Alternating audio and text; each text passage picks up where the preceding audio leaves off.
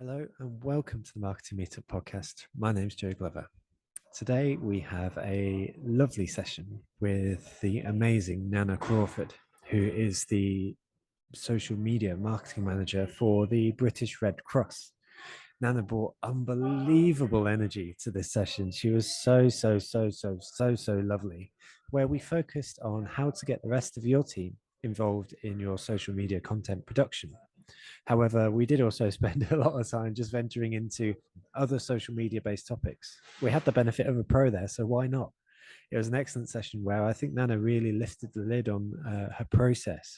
And by the end, I was able to sort of relate this framework of the stuff that Nana had presented from start to finish, from idea right through to feedback at the end, in a really practical way. I really appreciated that because I know that a lot of folks in the community will face a lot of the challenges that Nana does. And it was bang on. It was really bang on for the community. The last thing for me to do before I pass over to myself, first with the first question with Nana to answer, is to say thank you to our sponsors. And this week's featured sponsor is Redgate Software.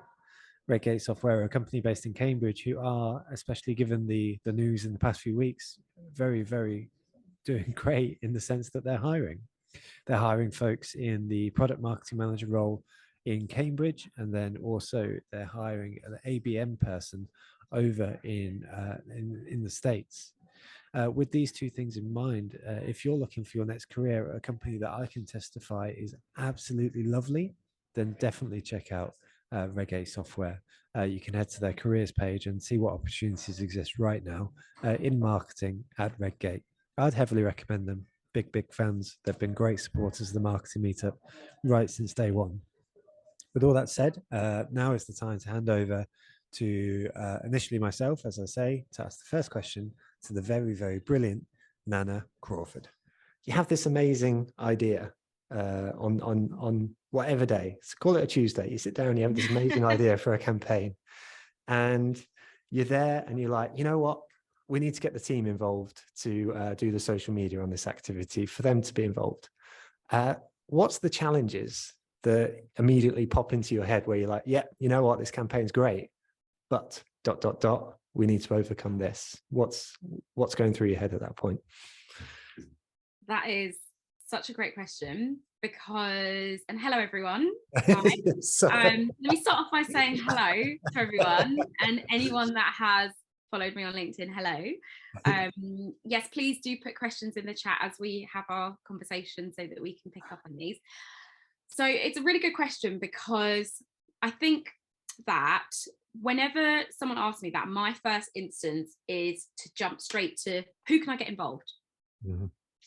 But as time has kind of progressed and the more creative work that we've done, the more ideas that I've had, I've realized that that I need to take, there's a further step before that, before the going out and the feelers and even just telling the team, is setting my own expectations.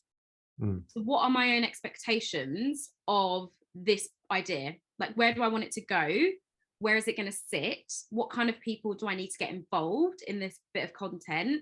And, you know, what's their background? How am I going to convince them? You know, how am I going to approach them? There are so many things to consider that sometimes I often forget, and I jump straight into sliding into people's DMs at work to be like, hey, I've got this video. Do you want to make this video? And then they ask all these questions and I'm like, hey, give me 5 minutes. Let me answer these questions myself before I come back to you. So I always think that I always need to set an expectations for myself. So in terms of just clarifying what the piece of content is, what the idea is, what content I need, what commitment I need from people if I'm going to approach people to ask them to be in the video, who else is going to get involved? Because sometimes it's beyond my team, for example, and I might need to approach the content team. So if I need them, then, you know, I need to tell them more about this random idea that I've just had, but also how they're going to get involved, how much time it might take for them as well. So I would say that, like, the very first thing that I always need to do is just almost make a tick list for myself of just setting out that structure of who I need to approach, why I need to approach them, what I want my outcomes to be and what expectations I have for myself. And also within those expectations, understanding that sometimes people might just be like, no, thanks. And not to take offense to that, right? You know, and just say that, you know, okay, if that idea doesn't work, what else can we do? You know, and to pull out that kind of creative, collaborative conversations, because I think often, and I know I'm guilty of this, sometimes I'll have an idea and I'll think this is the best idea in the world. Like literally, this is the best idea in the world. If there was a globe, like Golden Globes of ideas, I would be getting the award. And sometimes you say the idea and everyone goes, what? And then you're like, oh, okay, maybe it's not a Golden Globe worthy idea, and maybe there's room for kind of working on that idea and working the scope out. So that's always the first start for me, is to set my own expectations of where I want this to go, and to kind of think about navigating those different conversations and stuff. And I have the chat open and I'm just loving Adam's let it go, let it go. It's so That cool. really made me laugh. I love that, but I love, you know, that's such a great point, because I like you, like I feel, I can see the DMs in my mind right now that I've sent to people in the past. I've had an idea, you know, and it's that thing, right? You know, where you just get so excited, because it is exciting, isn't it? You know, and that's it. You know, you want to get these things out there, but as Lynn says in the chat as well, you know, it's an important reminder that your outcomes are based on your approach. And so, like, when you're going through that checklist, is it now just internalized because you're amazing at your job, or is it like literally like do you almost fill out like a brief now, or something like that, which you've got inside? Yeah, so we have, I would say, depending on the amount of people needed to realize my idea, it then goes through different processes. So let's take the easiest process for me. This might not necessarily be the easiest process, I understand, for lots of people, because there are lots of sign-offs and, you know, but the easiest process for me would be, I have an idea for a reel or a TikTok. I've seen a trending sound and I've already got this idea. And often something that we tend to do is, anytime we're scrolling through Instagram or TikTok, or just in general, we have this massive board that we Post-it note all our ideas on, and we say which area of work we think it would work. So if we hear a sound, we'll, as a team, we have a little Post-it note, we'll put it on and we'll say, this could work for e-commerce, this could work for refugees, this could work for climate change. So, and we color code them and everything so that we've got them. So I can look at this board, and if I'm looking for an idea for climate, I can just scan and look for the green ones and then pull it out. So that's the first thing in terms of like how we creatively share ideas. So if I come up with an idea and I want to get someone involved, I'll obviously, the first thing I'll share it with the team, and I'll say, hey, I've seen this sound. What do you guys think? This is what I'm thinking we can do for it. If I have time to film it, I'll film it myself, and you'll probably see that in a lot of our video content, it's me just like, you know, giving it a bit of this, not this exactly, but I'm always up for being part of the content. If I don't have time, then I'll ask one of the team to get involved and give them a really clear brief of, this is what I think you should say when you're filming, make sure that your camera is at this angle, stand in front of a window, all this kind of stuff. If they can film it, great, they film it, we post it, it's done. That is the simplest way of something working. That happens maybe 8% of the time, okay? Just to set some context here.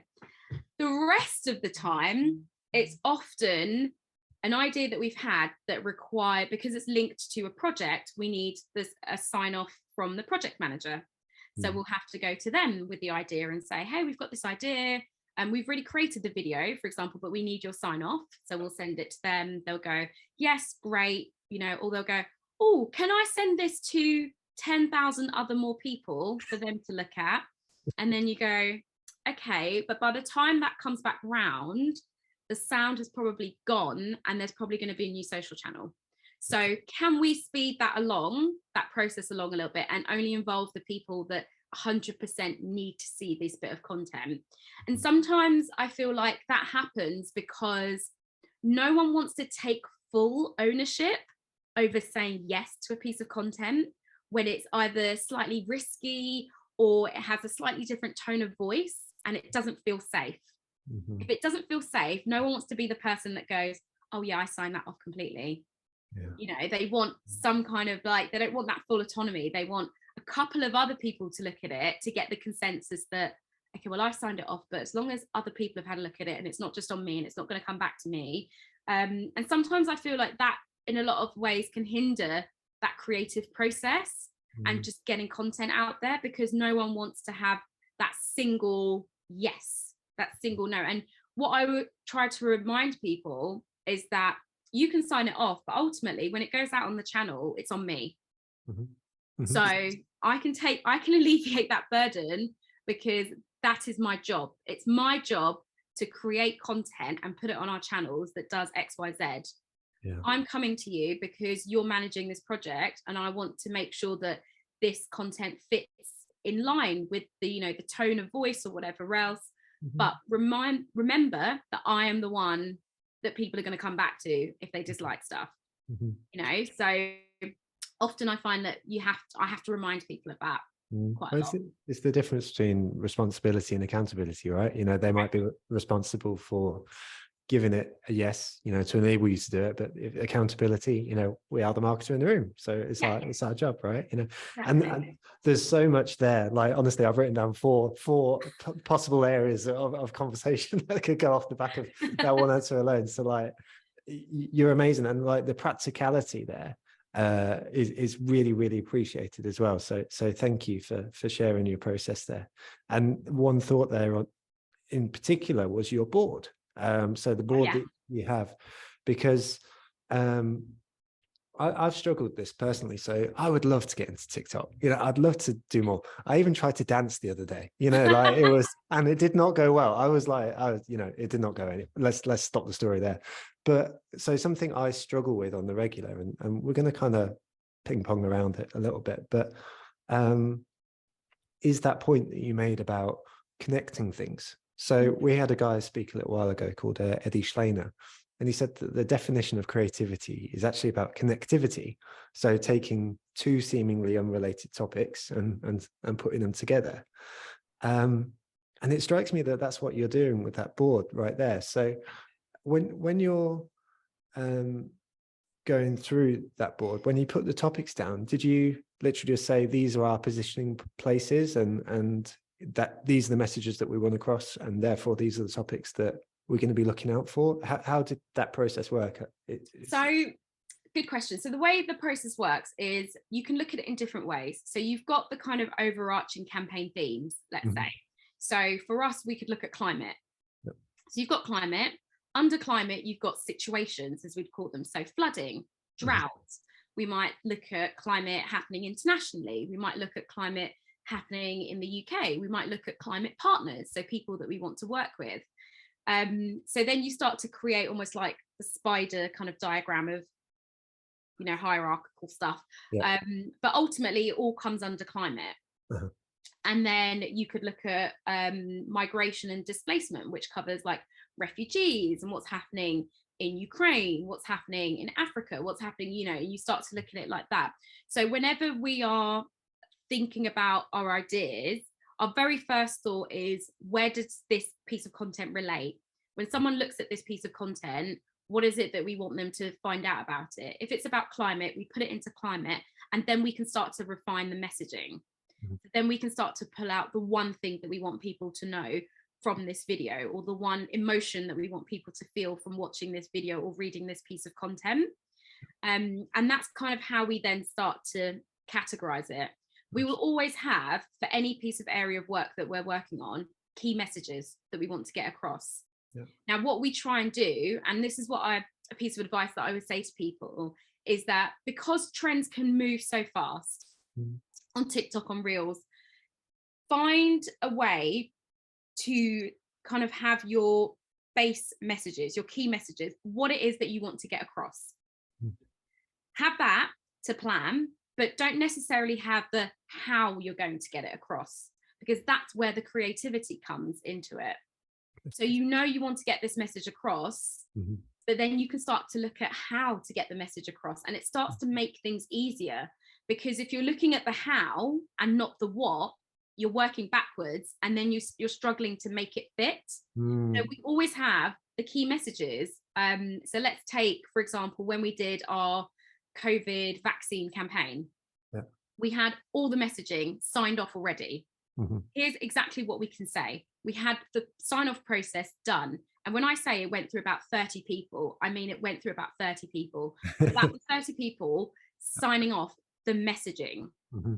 They don't have to sign off how we creatively deliver it, but they've signed off the messaging, because it's very sensitive messaging, and we want to make sure that we're giving people fact, and that we're not trying to kind of blur the lines with the messaging or anything like that. So we had that done, right? And then we can start to look at, right, these are all the messagings that we've got.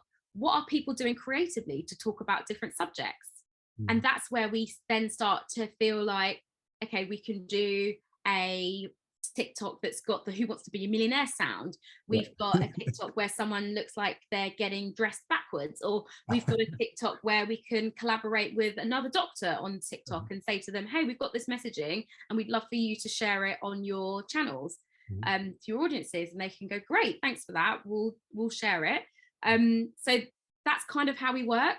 And that way we're then cutting out that sign-off process of having to go back round to get people to look at messaging, because we've got the messaging signed off, and we'll have it in various forms, a long version, a shorter version, a very, very short version, but it's putting that effort in to get all of that signed off first, so that we then have the freedom to be creative about how we deliver the message. Spot on. I love that. Well, that's strategy and tactics, right? Strategy very firmly. This is the positioning. This is the message. And tactics, let's go into TikTok and put across that message. It's bang on. It's just really glorious to see like a marketing example out in the world that's like working so well. So I really, really love that.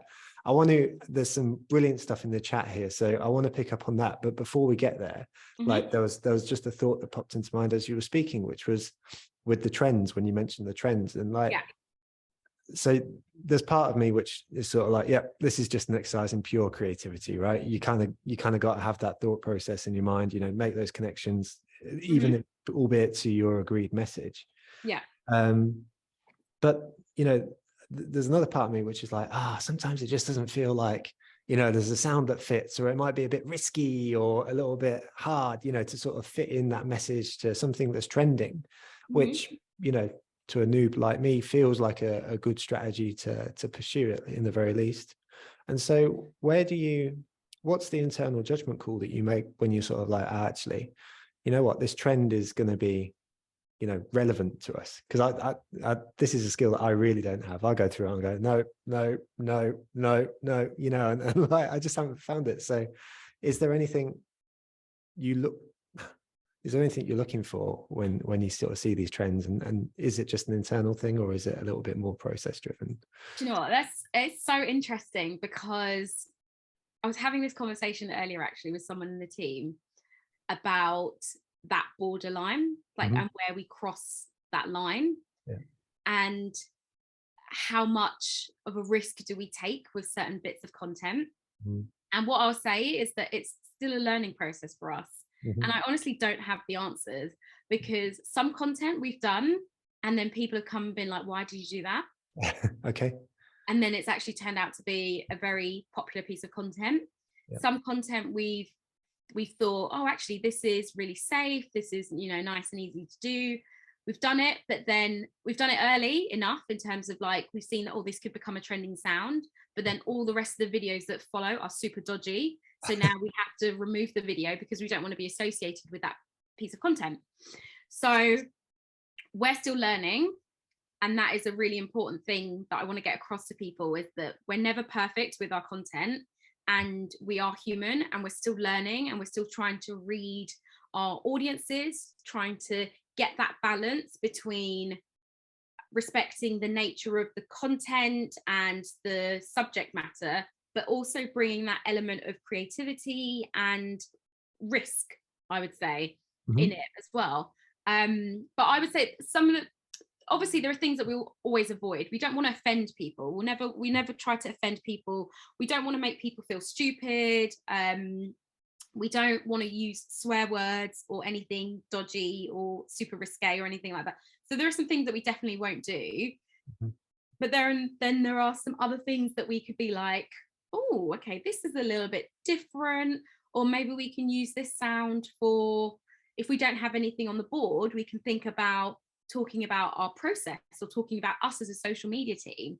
And sometimes we'll do stuff where we talk about the fact that we get lots of abusive comments online, because it's the part of the nature of our job, you know, and we don't always have to be addressing what the organization is saying constantly all the time. We can also talk about the fact that we are a team, we deal with these kind of comments, and as part to paint that broader picture for people, because otherwise it could just look lovely and fluffy. And also I feel like it humanizes the channels as well, because it's very easy for people to jump on a channel, shout lots of abuse, and then think job's done, you know, like pat on my back. No, don't pat yourself on your back, because you've just shouted abuse at someone that then has to read your comment and not take it personally and try and be constructive with what you said as well. So sorry, I feel like I've gone into this no, but it's area of ranting, but it really irks me when people don't consider that there are people behind the channels and there are people behind the organizations, and sometimes if it's not a team, it's one person. And it can be a lot to take on that burden, and it can be a lot to be that voice for the organization. So it's just about, not just about communicating what we're doing, but also communicating a bit of compassion and humanizing the channels, so that people start to think, oh, actually I'm talking to someone. I'm not just talking to the British Red Cross, I'm talking to a team who work for the British Red Cross. Bang on, absolutely bang on. You know, it's an interesting thing because, you know, like, first of all, from a human perspective, we are, you know, I mean, like, we speak about marketers, we speak about the brands, of course, we're just human beings behind every one of these things. So thank you for making that point, you know, because it's easy to forget on the regular. And there's actually, there's a bit of discussion about this in the chat, which is why I want to pick up on this point first. It comes from Rosie, who, so it's a little bit more tactical, a bit more high level marketing, but it's sort of speaking about like the difference between a business account and a personal account on TikTok specifically. But I'd also be interested to broaden this out into your personal experience, because like we're speaking about, so let me ask Rosie's question first. So Rosie asks, on TikTok, we're struggling to find trending sounds that we can use due to it being a business account. Should we switch to a personal account, even though we're a business? I'll ask that first because. Okay. So do you know what? It really depends on your objectives.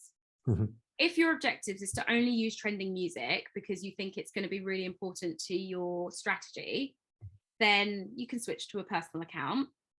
If, however, your objective is to make the most of your account and to use the tools that you get from being a business account and the analytics that you get, then stick with being a business account, but also know that trending sounds don't necessarily have to be like music. It doesn't have to be linked to an artist and a song. So a lot of the sounds that we use are original audios.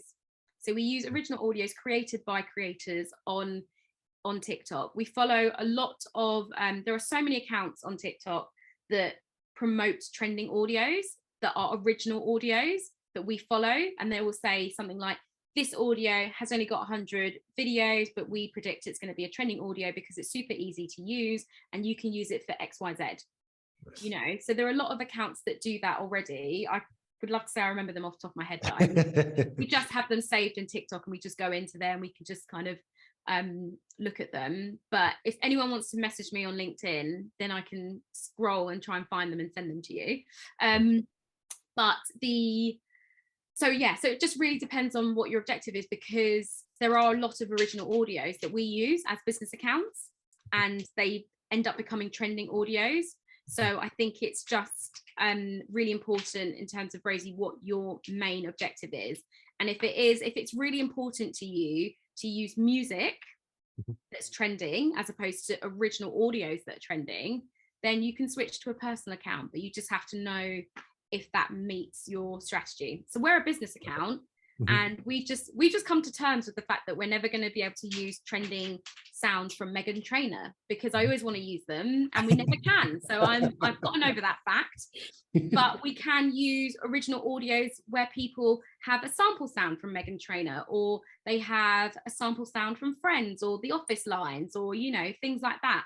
And I would say that, especially what I've seen happening on Reels now, is that original audios are being promoted more and more over the kind of trending sounds, and they're being promoted as trending sounds. So if you can create audios that people can repurpose, that's not necessarily linked to your business, then you're more likely to also get views, because Instagram or TikTok can push that to allow people to be creative with something that you've created as well. Amazing. Thank you. That's perfect. And that, you know, this is like little knowledge bombs, because I did not know about any of that sort of stuff. So that's incredible. And I wanted to connect those two questions.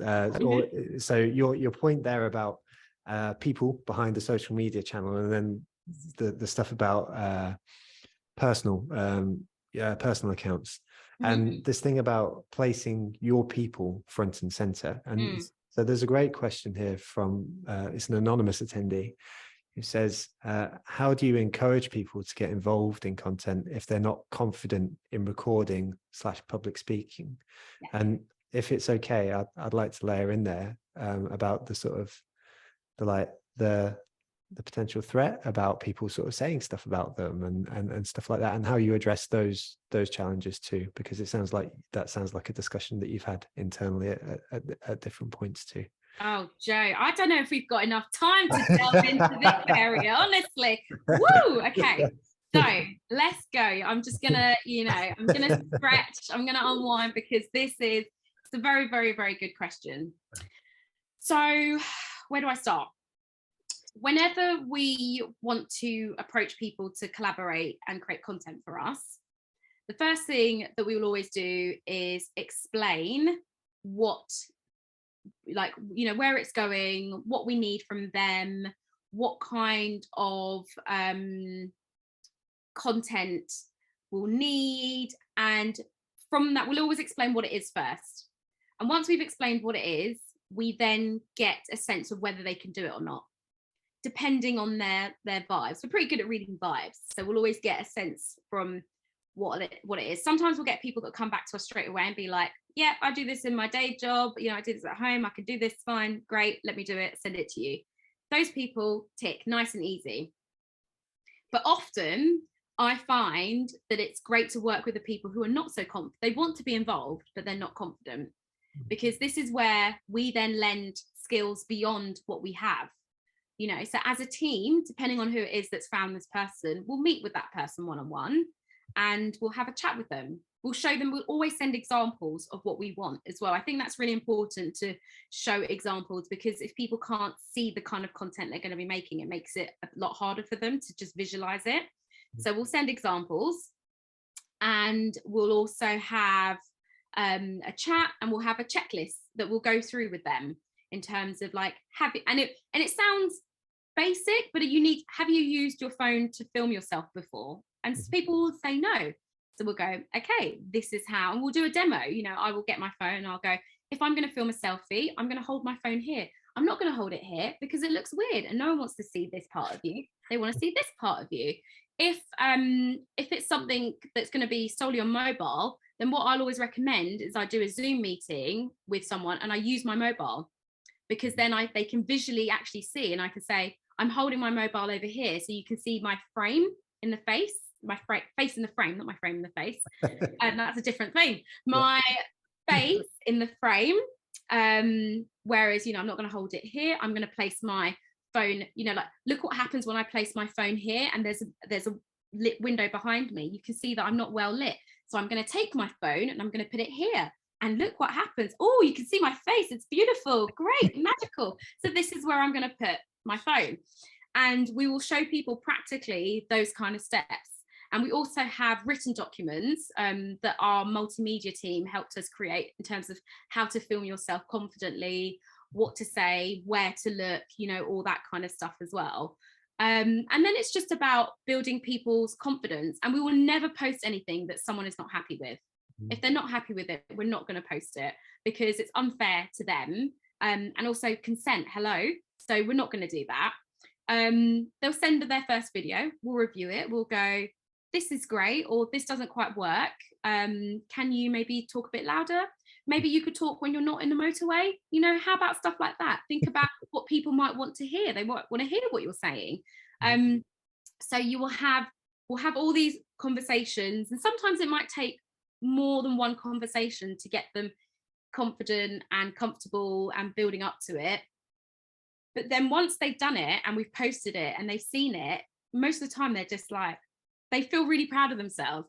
And that is the moment where I'm really happy with what we've done as a team. Beyond just create content, we've given someone just that extra little boost of confidence in themselves, and they can take that and run with it, and they can remember that feeling and apply it to their life and have a great, wonderful rest of their working career, you know, as stars. And I will say that we have managed to turn some pretty shy people into social media stars, who've then gone on to leave the Red Cross and gone on to new jobs to be like, hey, I'm down for content. And I'm like, remember where you started, please remember who got you there.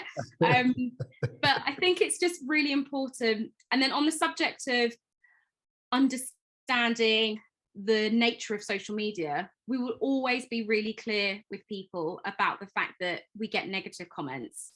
You know, we get negative comments, but this is how we deal with them. So we will talk them through our community management process. And we'll always give them someone to contact and say, you know, if we post your video and you're really unhappy with any of the comments that are on there, message us immediately, DM us immediately, and let us deal with it. So I think it's about that reassurance and bringing that kind of confidence into people, and then also getting their sense of involvement through, you know, their ideas. Because often, and which is something that I actually really love, and that's why I'm never tied too strongly to an idea, is if I approach someone and say, do it like this, they'll often come back and go, oh, well, how about if I do it this way? And I'm like, oh, actually, yeah, that's a great way. And a good example of that is I asked someone to do a video of our refugee, like local refugee centre. And I was like, oh, could you do like a selfie tour and, you know, take people around and be like, this is where blah, blah, blah is. And she was like, I love the refugee centre, but I don't think people are going to love my face. So how about I just do a voiceover and I walk people around and I do like a walkthrough. And at the end, I can turn back around to my face and go, this is me. And I was like, you know what? That works so much better. And that's what you're comfortable with. Let's do that. So it's just about finding that kind of compromise, that collaboration, that honesty, that transparency. And if you have all of those, then you can start to build that that profile and that relationship with people. And I'm just looking at what Chloe said, and that does always happen, Chloe. You make them stars and then they just disappear, and they message me and they're like, hey Nana, I'm leaving the Red Cross, but thank you so much for helping me make videos, because now where I'm going I can make videos for them. And I'm like, excuse me, that is not why I helped you make videos. I'm just bitter. I'm bitter like that. That's amazing. That's so funny. But perfect. You know, I hear, you know, so what we started the chat by sort of speaking about clarity. So you mentioned like knowing what you wanted before you go out to folks, right? You know, and sort of saying, you know, this is what we want. And then you spoke about empathy. So you said, actually, how's the things going to be? You know, how are we going to make it attractive to them? And then you spoke about confidence, you know, taking people through that journey, which again comes back down to that clarity. And then also co-creation and coordination, you know, and collaboration, all the co-words. You know, these are all just screaming at me, you know, that these are things that you're doing incredibly well. And you said earlier that you felt like these things are simple, but I think so often, and I can speak to, you know, I can only speak from my own experience, but like often it's the simple things that we don't do that actually someone mentions it and you go, yeah, you know what, I should do that. And I see in the chat some people saying, let's have an intranet page with some guidance. And that's like, bang on, you know. So that's really, really cool. To pick up on the bitter point, there's a question from Laura, which is presently the top rated question in the Q&A. And folks, we've got about 20 minutes left, so if there's any questions in the Q&A that you like, give them a thumbs up, or if there's any questions that you want to ask, by all means ask them in the Q&A, because we'll make sure that we prioritize those. So this question comes from Laura. So Laura says, I have a few processes in place that help me get social media content out to the wider team, which is fab. But how do you go that one step further and get them involved themselves, i.e. posting their own content? So you've mentioned sort of like that confidence build already. I mean, is it as simple as that, you know, they get confident and they post themselves, or have you had to take people on a different journey to start posting themselves?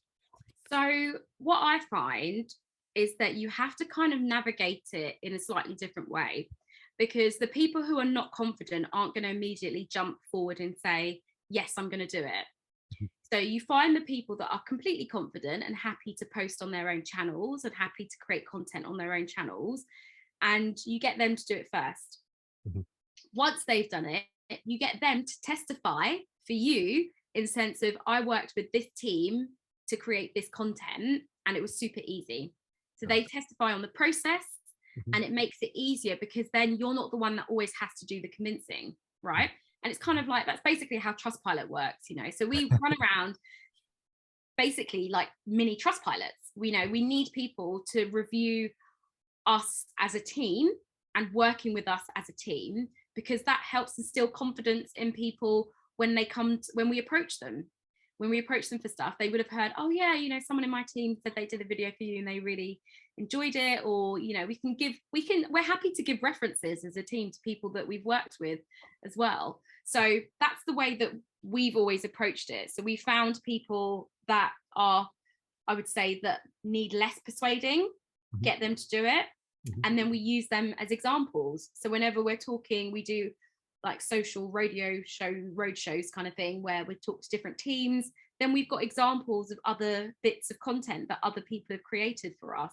Nice. And we work with a lot of influencers as well, like micro influencers, and they will create content and we can sort of share with them what content we want from them, and then we can use them as examples as well. So I would often say that you kind of need to have the people that are super confident as your advocates, because they're the ones that are going to make it easier for you to convince people who are not so confident, that might need a little bit more convincing and think you're just out there, you know, you just want something from them, and they're not quite sure what they're going to get from it. And it's those middle people that will help explain that.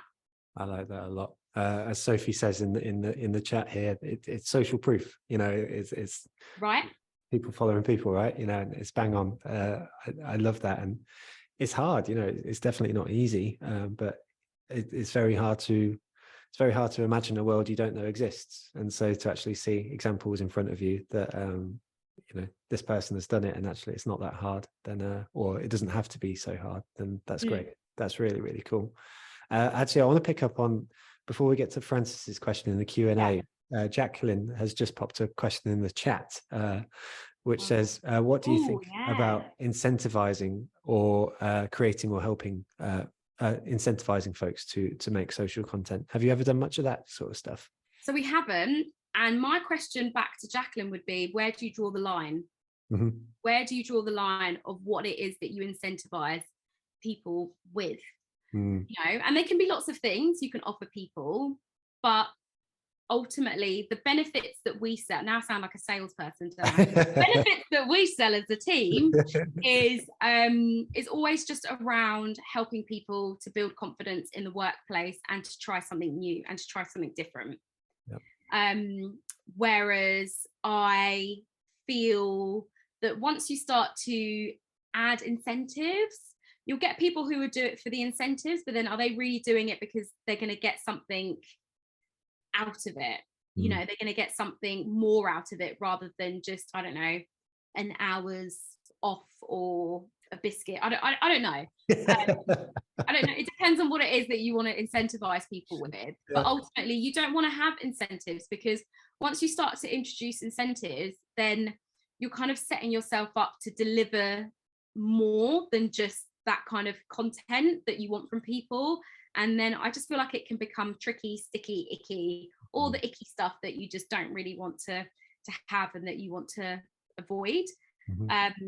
So I would say that we sell the incentives around being, you know, if people work for the organization, they work proudly for the organization. So this is another great way to show that you work for the organization, and you also want to make sure that, you know, people understand that it's not just about creating content and building confidence. So we sell all the other types of incentives that people can get from it. Really. Perfect. I you know, it's internal reward rather than external, but I quite enjoy the idea of just giving someone a biscuit after they've done a TikTok for us. So bang on. And Jacqueline says in the chat, absolutely agree. Thank you for the backup. Also, this is a super quick question, Nana, but we got Evie and Jess in the chat asking where your jumper's from. No, it says Wonder Mum. No, yeah, Wonder Woman, I think it says. Yeah, that's right. On it. Where did I get it from? I think I'm gonna have to like have a proper look, but I don't know. I got it for Mother's Day, so I don't know like where I got it from. But what I am going to do is I'm going to freeze really awkwardly for like 2 seconds on the screen, and if you take a picture of this, then put it into Google Images, I'm sure you'll find it. Let me do that now. So if everyone just like, so here. Amazing. That's there we go. So oh look, Adam's found it. Oh, Adam's found. There you go. Jeez. I didn't even need to do that. But thank you. You just wanted this. Adam was like, I'm going to wait for her to do the awkward bit first, and then I'm going to post in the chat the link, and then she's going to look hilarious. So thank you for that. 10 minutes ago, he was. He probably had the link ready and waiting, but he was like, let's just let Nana do that weird awkward thing. I love it. That's so good. So let's go back to topic. So we've got a question from Francis, which is really lovely. You know, I've probably narrowed down my focus to TikTok specifically because I'm really interested and really awkward on it. But Francis has asked, is that your main channel for social media activity, and do you pursue a different strategy for other channels? And do you there's a number of questions there. So is TikTok your main channel? Is there a different strategy for other channels? And do you follow trends on those sites too? For example, Francis is interested to know about your LinkedIn content, presumably for prospective employees rather than others. So another juicy question. I love these juicy questions that come up. So our main channel depends on our audience. So it really depends on who it is that we're trying to talk to and what we're trying to talk to them about. Mm-hmm. If we're trying to reach lots of young people because we have, you know, we've noticed that we've had some feedback from our internal research and insights team that young people are confused about XYZ, and we know that we've got the messaging for it, then we'll do it on there. Mm-hmm. If it's more about the fact that, right, we know for a fact that people are more likely, we've seen this shift, and people are more likely to donate to international appeals on Instagram, mm-hmm. then if we're going to talk about an international appeal, Instagram becomes our main channel. Mm-hmm. If we're trying to reach the general public about a survey, or we want to talk about our loneliness work, we know that Facebook then becomes our main channel. So I would say that the phrase main channel depends on the audience and who it is that we're trying to reach. Yep. So we don't have a main channel, we have an audience, and they become our target. And that's how we structure the rest of our content around that. The point around LinkedIn is that what we've often found recently, and where we're trying to move with our LinkedIn, is to kind of really showcase not just what the British Red Cross does, but what it's about as well. So we've started to do LinkedIn Lives, for example, talking about our well-being offerings and first aid and that kind of stuff, because we want people to see the people delivering that content as well. And that kind of feeds into itself, kind of like who we are as an employer. So each of our channels, I mean, I could have made it a lot simpler and just said each of our channels has a different strategy, and depending on who we want to talk to, we use the channels effectively like that. That's essentially what I'm trying to say, but I just wanted to do it in a really long-winded way. No, you did a very good job. No, that's bang on there. And again, you know, like I don't, out of interest, did you ever sort of train as a marketer, or is this are you an instinctive marketer? Oh my God, do you know what? When I went to uni with dreams and hopes of becoming the next Missoni brand. Like, that's what I thought. So I went to uni and I studied textiles. That's what I did. So I spent 4 years studying textiles in Manchester. Loved the course. At the end of the course, I was sick of fabric. I was so sick of fabric. I didn't want to see another loom for the rest of my life. You know, I was like, nope, I'm done. And my dad was like, well, what are you going to do? And I was like, that's a really good question, Dad. I'm going to stay at your house until the foreseeable future, until I've decided what I want to do. And I was still with I still am, but I was with my now husband, then boyfriend.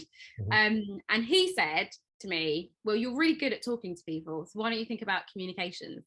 Then I went on to do, don't know why, but then I was like, you know what, I'm going to go and do a master's in fashion management and marketing, because maybe I don't want to do the physical side of the making, but maybe I want to run a business. So I did that, and I thought, I don't want to run a business, this is awful, but I loved I loved the marketing side of it. I loved creating the campaigns. I loved doing the kind of market research, and that's where my passion for kind of marketing started from, basically. So I thought so you just never know where things are going to lead you in life, and the suggestions that people make.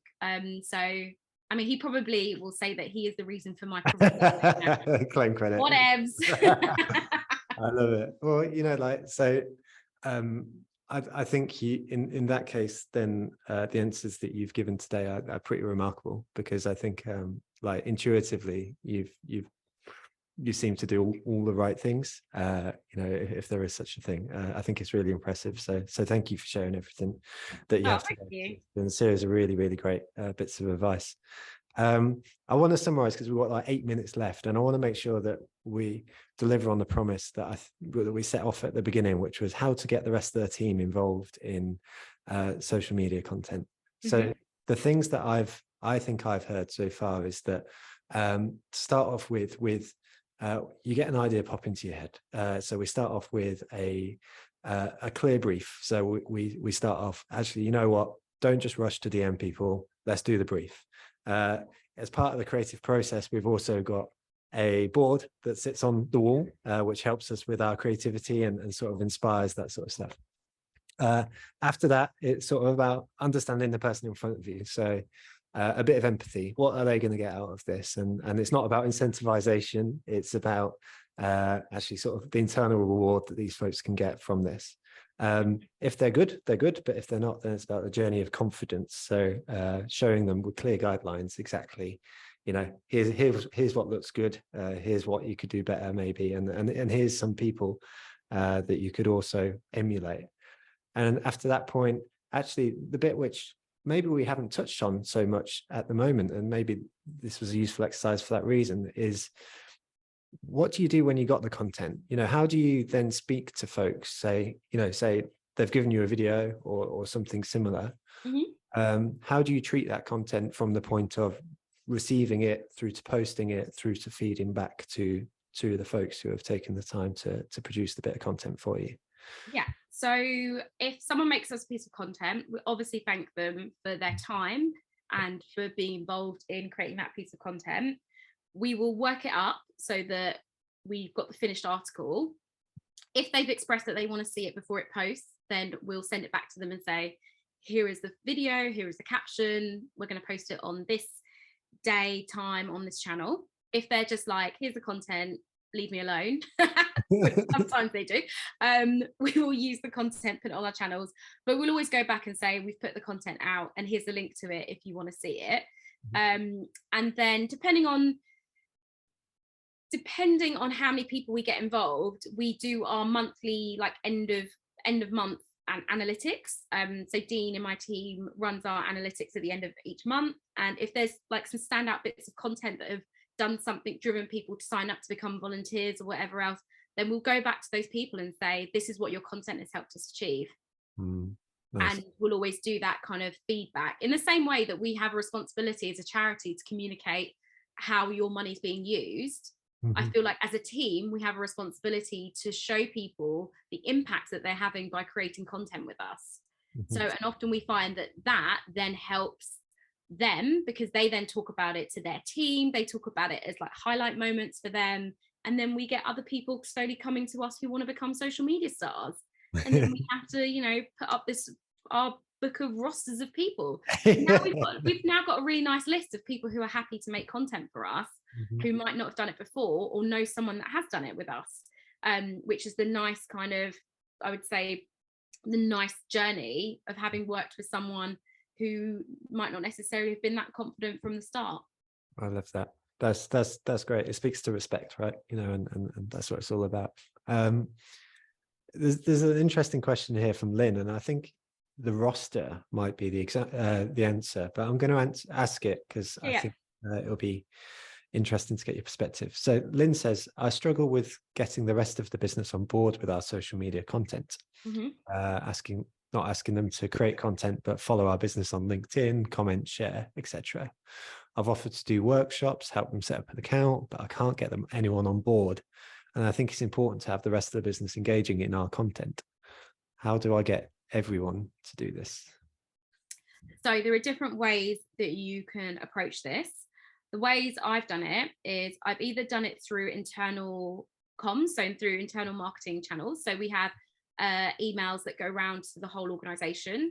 And if I need a message put across, I will slide into our internal comms DMs and say, hey, how about featuring me at the top of the newsletter, next week, because I've got this really important message. I'll also talk about it publicly as well on my own LinkedIn channels. So in the past, in my previous job role, I had the exact same issue in the sense that people weren't really supporting what was happening on social. So I talked about it publicly, not to call anyone out, but just to say, this is why it's important to support the social channels of the organizations you work for. And I laid it out, made it very clear, saying it can help this, it can help that, it helps with this, it also helps with morale, because imagine the amount of time that team is taking putting content on there, and just by you liking something is almost like a massive pat on the back for the team. Imagine being able to give someone a pat on the back just by clicking a heart, or writing a comment. That's the kind of impact that you can make. And I did that publicly, and then I had people messaging me at work the next day to say, that was bold, but I really appreciate it, and then they ended up resharing that post internally in different groups, in different teams. And that's how I kind of won people round, essentially, because I talked about it publicly. I think we often have this notion that whatever we're doing on our personal channels doesn't reflect what's happening at work, but there is a crossover, there is a crossover. So you can use your own channels to talk about the work that you're doing and why you need that support and the benefits it is. It doesn't have to be you don't have to do it in a way that sounds like, please like my stuff, but it's kind of, this is why it's important for the organization. This is why it's important for our strategy. This is why it's important to you, that kind of thing. So I really hope that answer helps. Bang on. Absolutely. That's so useful. It really is, and I love the idea of, we've got Shade saying really helped. And Lynn saying, thank you, Nana. I think that'll help so much, which is lovely. Right. And in fact, there's a bunch of folks coming in on that. So that's really, really lovely. Rather than take us down a different path with like 90 seconds to go or whatever it is, I might just take a moment to say I've absolutely loved this. I think you've really, smashed it. We've got Aisha saying, Nana, you were amazing. Sophie, absolutely stellar. Penny saying that she loved your energy. Jennifer with so many great tips. Cash with this was epic.